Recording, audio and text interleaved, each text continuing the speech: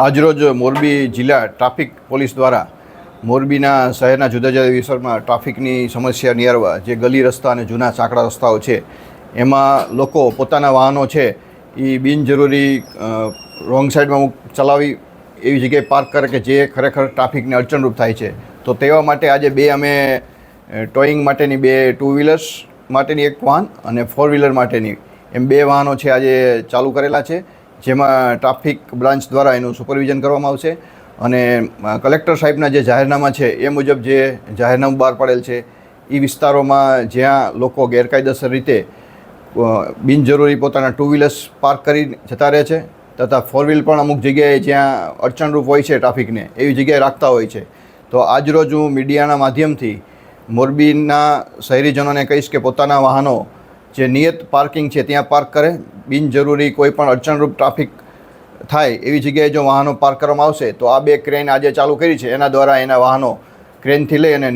નિયમ અનુસાર એના જે MV એક્ટની જોગવાઈ છે એ મુજબ એના વિરુદ્ધમાં દંડની કાર્યવાહી કરવામાં આવશે. કેટલો દંડ હોઈ શકે છે? જુદી જુદી જે MV એક્ટની જોગવાઈ છે એ મુજબ દંડની જોગવાઈ છે એ મુજબ દંડ લેવામાં આવશે. તો આજના શુભારંભ કરેલ છે બંને જે વાહનો છે એ શહેરના જુદા જુદા વિસ્તાર A ડિવિઝન B ડિવિઝન વિસ્તાર છે જ્યાં ટ્રાફિકની સમસ્યાઓ છે ત્યાં ટ્રાફિકના કર્મચારીઓ સાથે